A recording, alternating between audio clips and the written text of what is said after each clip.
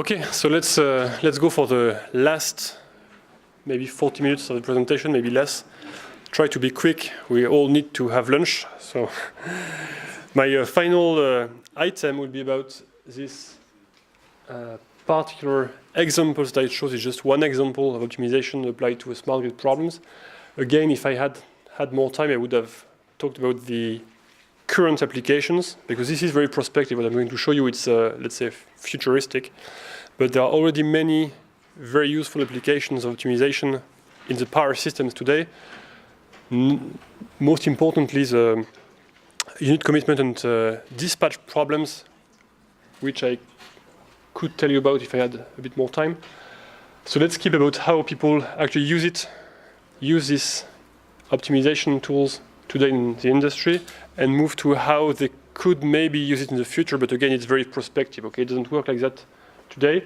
Today we are still in the world of distribution systems that are designed using the fit and forget paradigm. So large pipes, not many supervision, not a lot of supervision, and not a lot of flexibilities.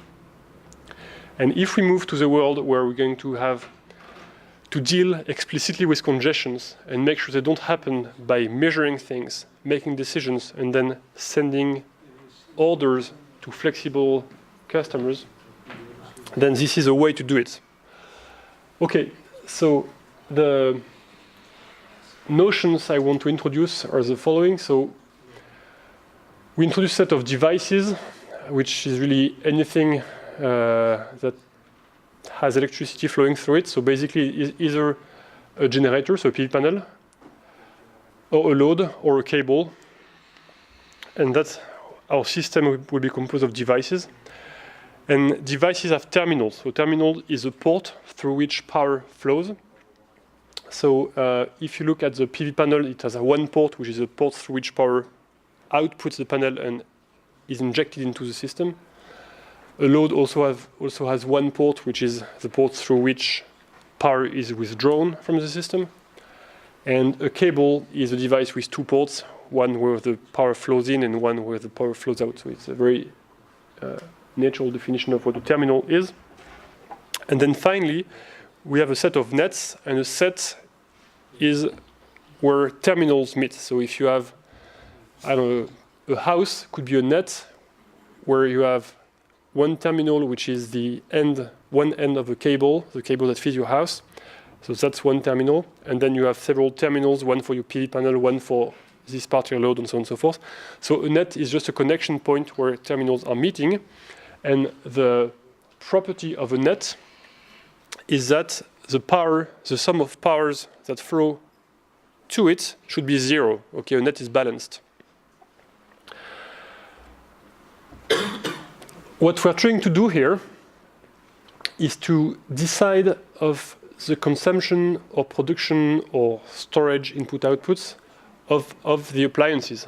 Of course, in a practical setting, many of the appliances would not be flexible at all, so we would just model them as devices which have a predetermined power schedule, and just a few of them would be flexible. But it's not important to make this distinction here.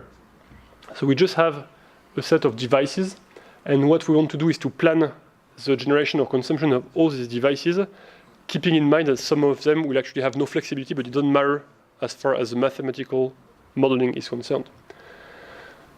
So we have all these devices, and we are planning over a certain time horizon. So we have time steps, and for this planning horizon, we want to decide what the power schedule will be for each device. So power schedule is something like this. So we have a list, our list of terminals, and for each terminal, small t, we want to know how much power will flow through this terminal over the next time steps. This is a bit abstract, so I'm going to explain to you what kind of application I really have in mind when doing this. So my favorite case study is like this. So imagine you have a district where you want to do this planning system. We could be more ambitious and try to plan an entire country at once, but it's a bit ambitious. So let's be more reasonable and say we have, let's say, the university campus. And let's assume it's a private distribution grid in some sense. So you have one connection point with the rest of the grid. And then inside this campus, you have a smaller distribution grid. And you want to decide what to do with your flexible load. So you could have inside your campus, university campus, you could have PV panels and everything I mentioned before. Some of these being flexible, and you want to decide what the schedules of these flexible appliances will be.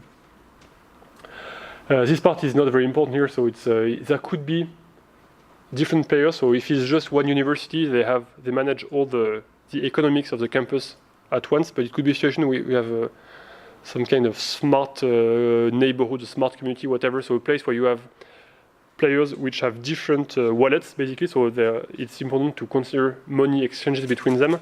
But let's ignore this and assume it's a university campus and there's just one wallet, one player that has all the financial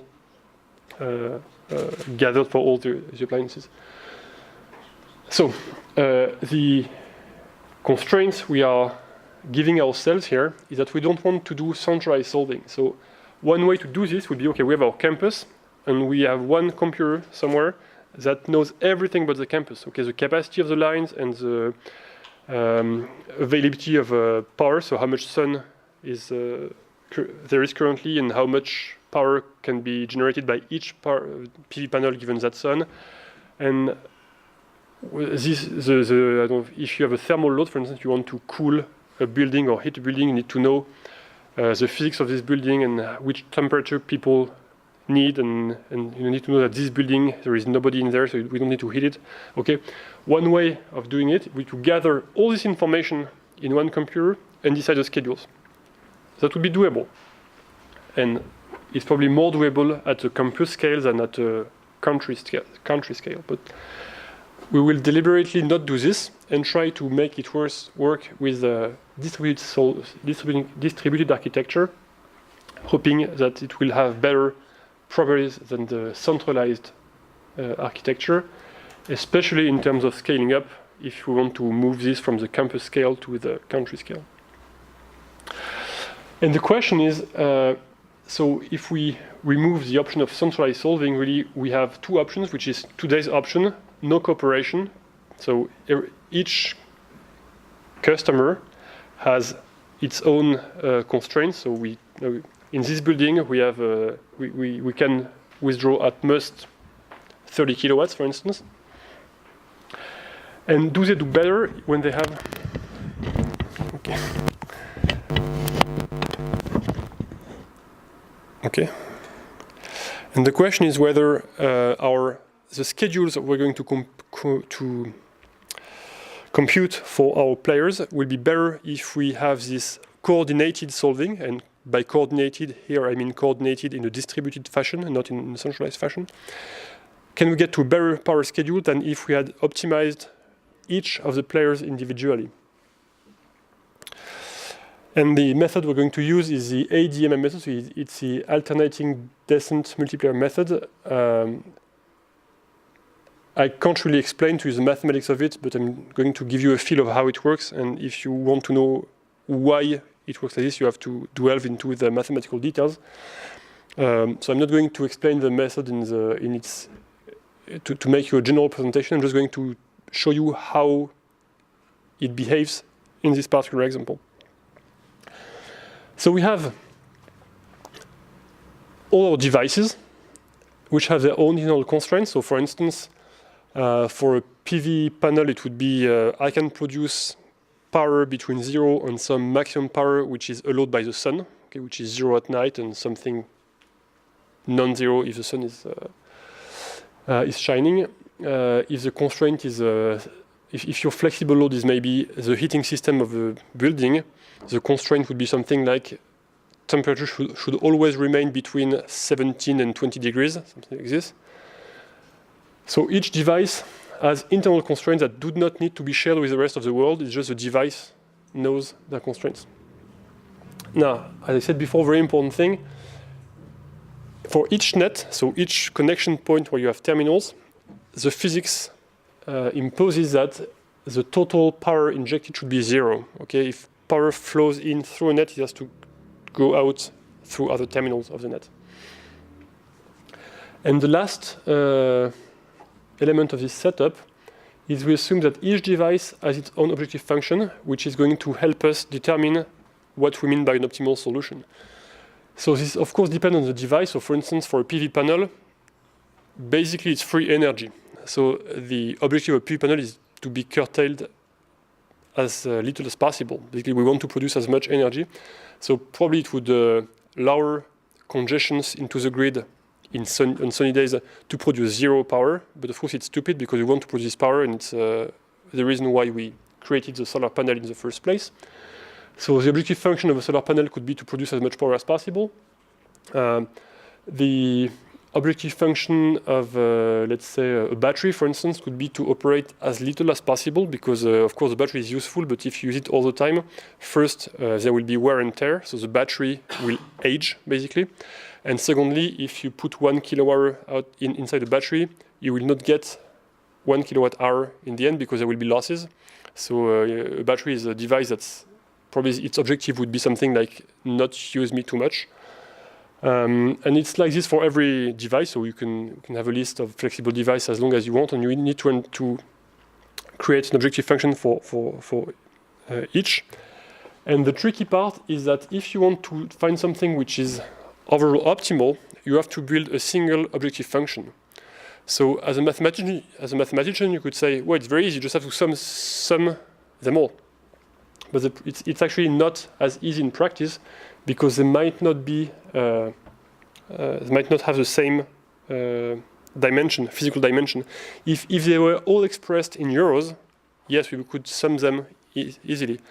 In practice, it's a bit tricky. What I'm saying this is it's a distinction that I didn't present before, but in optimization, there is also a very important distinction between single objective optimization, which is what I've been talking about all morning, and multi-objective optimization, which is really a situation that's a bit nasty because it's when you have several objectives and you can't really combine them into one single objective. So in practice, when we are faced with multi-objective optimization, what we really want, what we're trying to do most of the time, is to find a way to express both objectives in the same unit, typically euros, and then sum them. But sometimes we really can't do this because what we are trying to maximize or minimize are two completely different things which can't be brought to the same physical unit. And if this happens, it may be difficult to go back from multi-objective optimization to single objective optimization. So I'm disregarding this problem here and assuming we can actually sum in a meaningful way all the individual objectives. So there's a bit of a hard assumption here. And so if we do this, then we have a properly structured optimization problem. So we have an objective, which is the sum of individual objectives. We have constraints, which are two types. So internal constraints of each device and coupling constraints, which tells that device should altogether ensure that no energy is created in nets or destroyed in nets. And that's it. So if you look at it this way, it looks very much like the unit commitment problem, which again I didn't have time to present to you, but it's basically choosing which units will produce the power tomorrow countrywide. And the differences are these ones. First one is the power balance equations. In the unit commitment problem, all you have is one load curve for the entire country for tomorrow. And what you want to do is to start your generators tomorrow in such a way that the sum of all generations will meet the demand, no more, no less. When you're doing this, you're implicitly ignoring the network. Okay, you're choosing a schedule for your generators that will meet the demand and assume that somehow the network operators will manage to get the power to the consumers. Said otherwise, you're just ignoring potential congestions. That's the way we do it in the unit commitment problem because it would be just too complicated to put inside the problem both the constraints due to generators and the constraints due to the network. So what people do in practice is they assume that the network has infinite capacity. They solve the unit commitment problem, and then they check a posteriori if there will be a congestion in the network, and if there is one, they find manually a way to avoid the congestion. Here, we're not doing this, we are adding a lot of complexity in the problem by actually taking into account the network, which means that we're not only asking for overall power balance, we're asking for power balance at every node in the network, which means that we are taking into account the network capacity, which is of course much more complicated. But on the other hand, we are simplifying things compared with the unit commitment problem. First, because the internal constraints of a device are assumed to be simple. So I'm not going to explain what it means exactly, but you have to keep in mind that for a large-scale generator, like a nuclear unit or cold unit or gas unit, it's horribly complicated. If you want to model all these constraints accurately, you will end up with a large model and a lot of discrete variables and so on. We don't want this to happen here because we need the problem to have some nice structure, and in particular, we'd like it to be continuous and to avoid discrete variables as much as possible.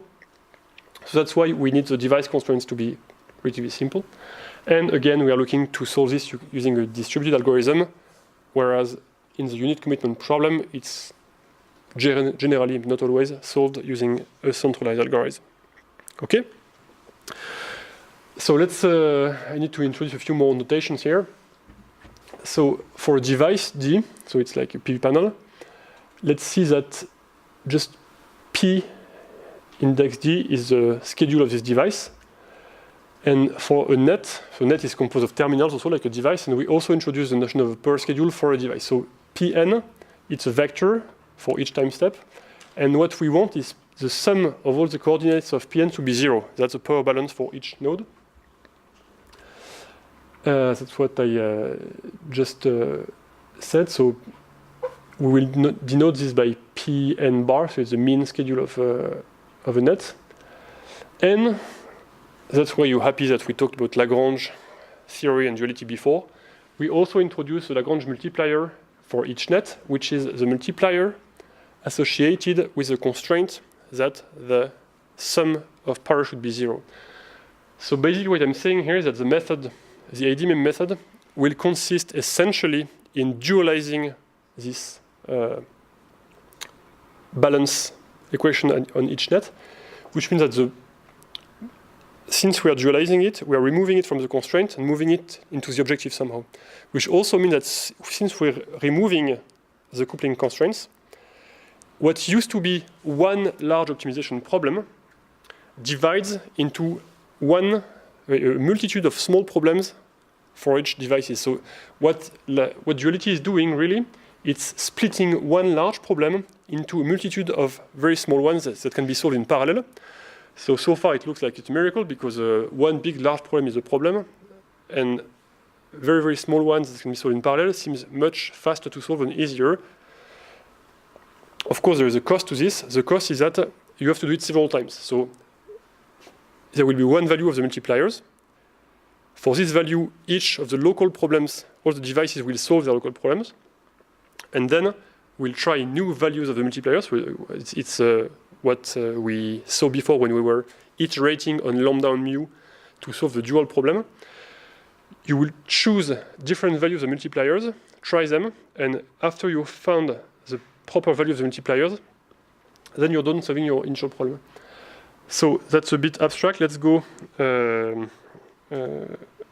Okay, so anyway, just remember that P is the power schedule, is the primary variable, and U, it's the dual variables, or it's the price of the constraint, of the power balance constraint. It's U. P, primary variable, power schedule. U, dual variable, Lagrange multiplier. Okay, whatever. So what the algorithm will be doing in this case is, okay, first we have to initialize everything. So we'll start with a guess for power schedules and multipliers.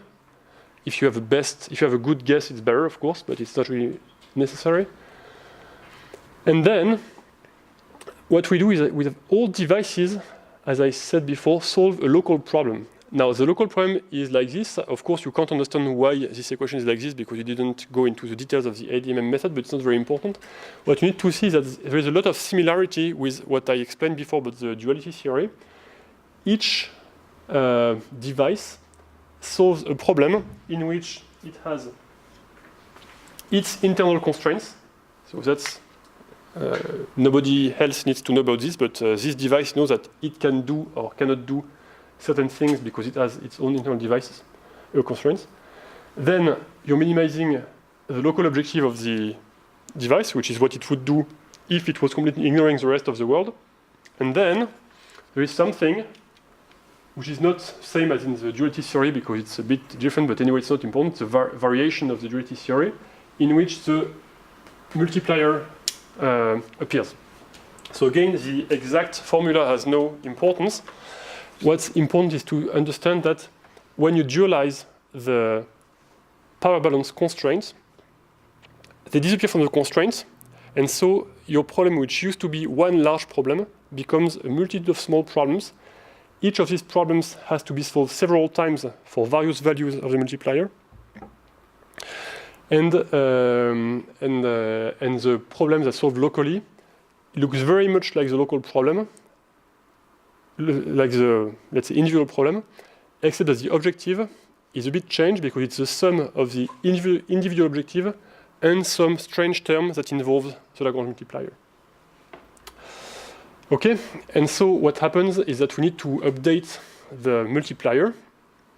So after every device has computed their individual power schedules, they send them to the net, and the net checks whether the power balance is satisfied. So if so this bar here means that the mean value for a net of power. So if this mean value is 0, it means that all the devices that inject into the net are summing to 0, which is good.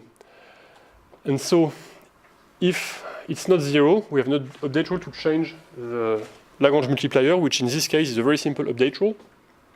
And so in practice, that's how it looks. So you have devices. So the red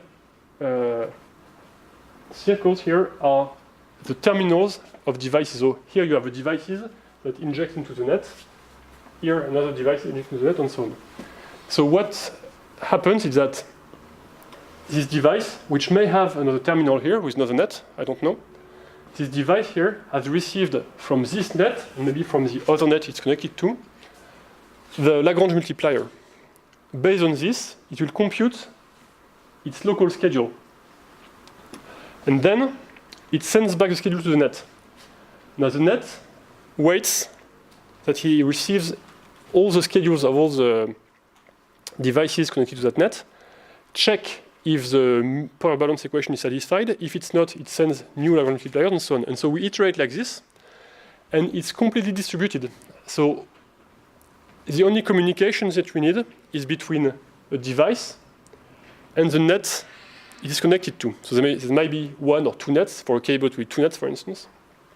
And this yields a large number of communication, but these communications are just between neighbors that actually physically, electrically touch each other. There is no far-reaching communication. And you never have to solve a problem which involves several devices. You only need to solve local problems involving one device, and this can be done by the device itself. And that's basically the idea, and it's, I mean, the update rules are very simple. The only thing that's a bit complicated is solving the local problems. And because we assume that the devices have a simple structure, it's also very quick. So basically, there is little computation to carry, but you have to do it many, many times and communicate every time to update the schedules and the Lagrange multiplier. Now, if you do this, so the first thing is that the miracle I mentioned before actually happens.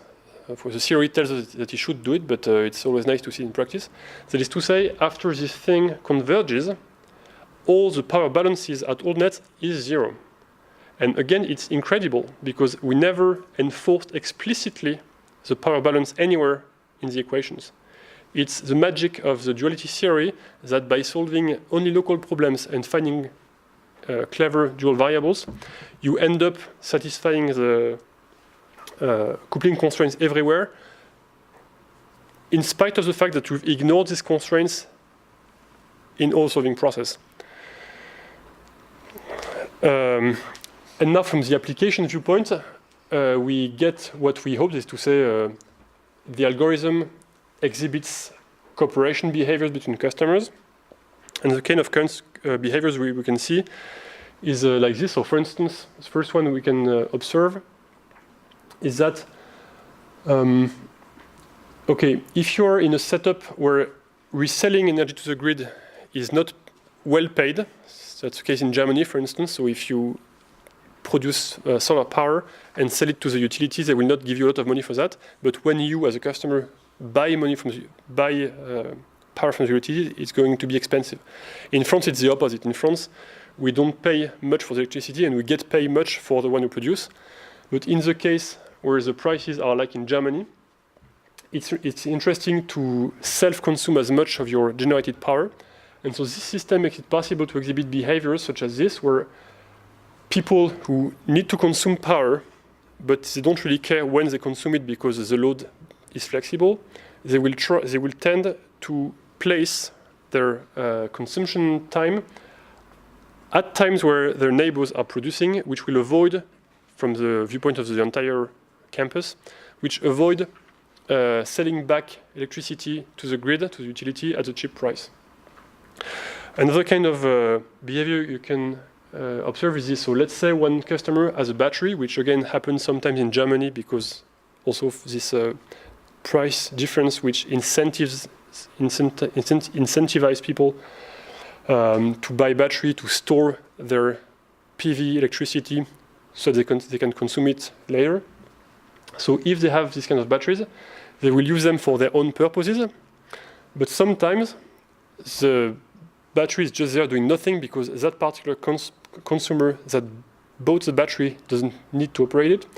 Well, in this setup, you can observe a behavior where someone will basically lend its battery to the neighbors, in the sense that people will store energy and then output it from their battery, not for their own usage, but because it's useful from the viewpoint of their neighbor who has a PV panel but doesn't have a battery.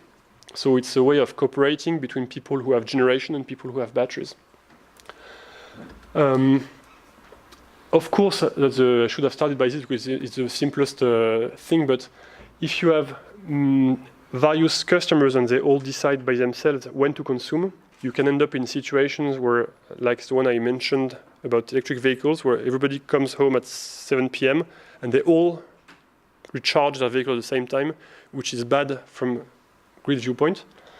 And in this case, if you model this by saying that as a campus or as a neighborhood, you have to pay penalty charges for when the total power withdrawn from the grid is too high, then people will automatically, I would say, exhibit cooperative behavior where they more or less coordinate not to consume at the same time. So one will recharge their vehicle early and the other will recharge their vehicle late, so that they don't consume at the same time and the peak is not too high and there is not too much penalty.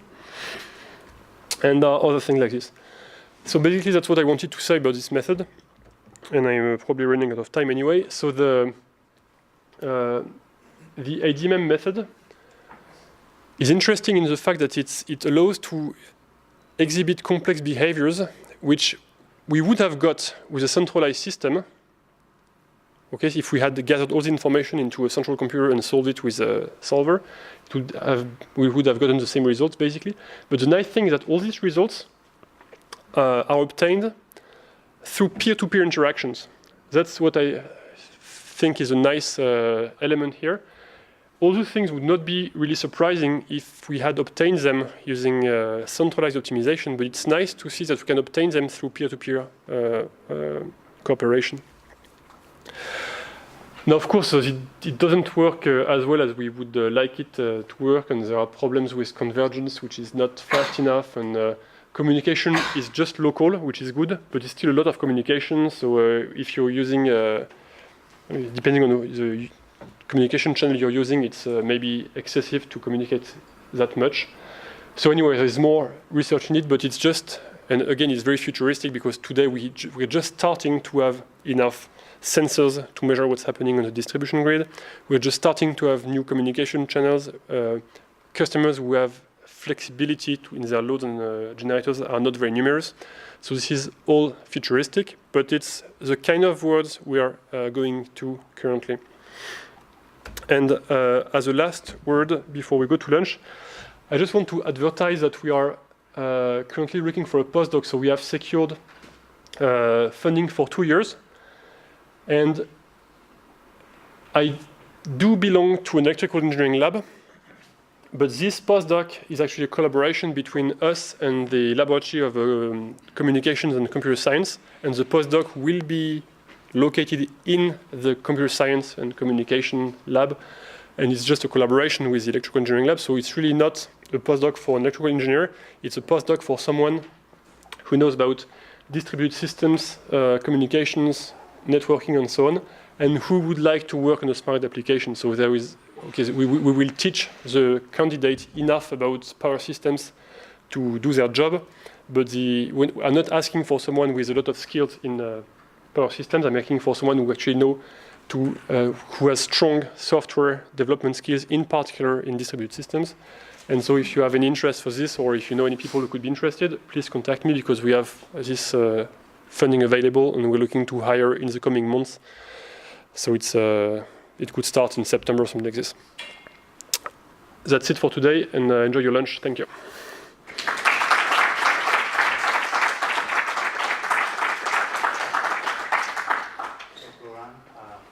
I would ask the guys if they have some questions. Of course. So you can answer and we go to lunch. People usually don't have questions at this time. But,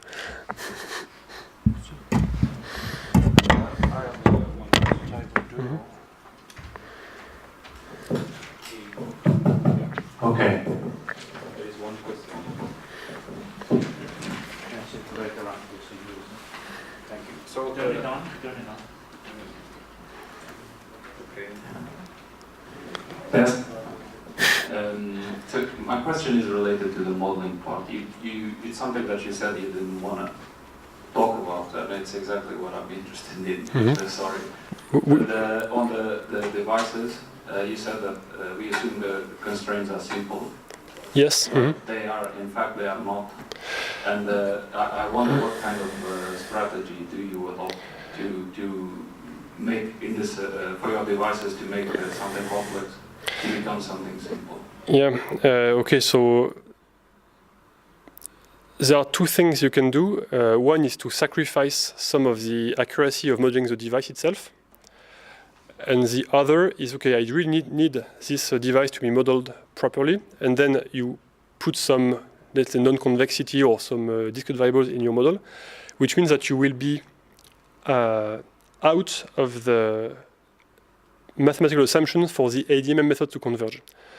So that's basically what we did. So we found a compromise between sacrificing accuracy and sacrificing the mathematical assumption of the ADMM method. So what I'm saying here is that if all the convexity assumptions were satisfied, then the ADMM method would, with a guaranteed theorem behind it, would yield the solution of the problem. We don't have these convexity assumptions, which means that really what we're doing here with the ADMM method is just a heuristic. Unfortunately, I would love to do something which is extremely well-grounded mathematically, and so solve with the ADMM method a problem which has all the convexity properties. I don't do that, which means that actually in practice, you're not guaranteed to have all the power balance equations satisfied in the end, because what used to be a very strongly grounded mathematical method now becomes just a heuristic, because you're using a good method without matching the assumptions. And in the end, some of the constraints will not be, some of the constraints that you removed, so the power balance constraints, will not be perfectly matched. In this problem, it's not really an issue because in some cases, if you solve an optimization problem and your solution is not really good and it doesn't match the constraint, it's completely useless in practice. Okay, sometimes the constraints are strong, and if you don't match them, what you find is not a solution, it's just garbage. In this case, it's not what's happening, because if you find a solution which is a bit wrong in the sense that it doesn't match the power balance equations, the grid will match for the difference, in the sense that if I sent my devices schedules which are ridiculously wrong, it would still work today. Maybe there will be a congestion, and then you would have under voltage or under voltage or other problem, but at least it would work. So what I'm saying here is that if you're in this problem, the constraints are not hard; they are more like soft constraints. And if you're cheating a little bit, like we're doing with the modeling, you will get a solution which is not perfect from the viewpoint of constraint satisfaction, and yet it's useful in practice. It's not always the case in optimization in general. Okay, it's just here the constraints are soft enough so that you can cheat a little bit. I think there's a question over there.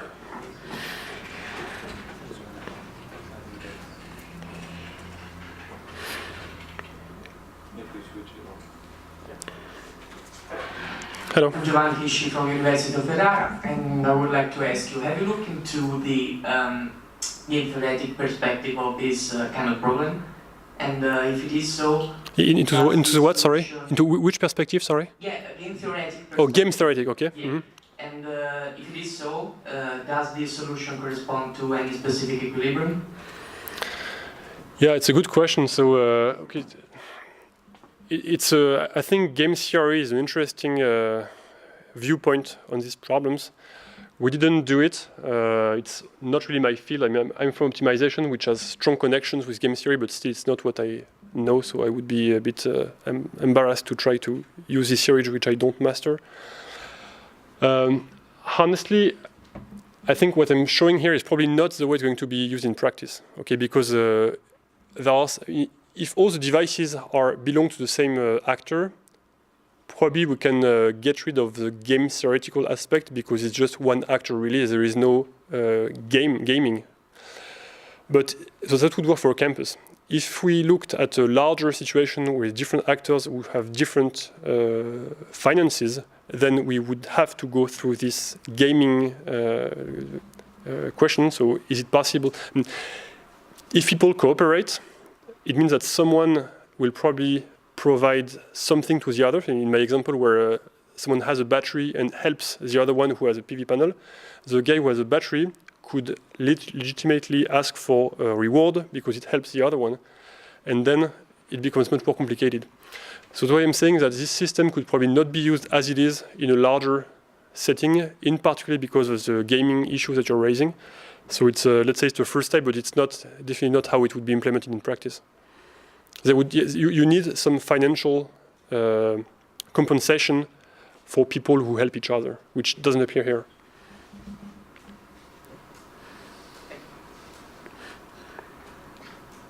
No questions? Okay, so thanks again. Thank you.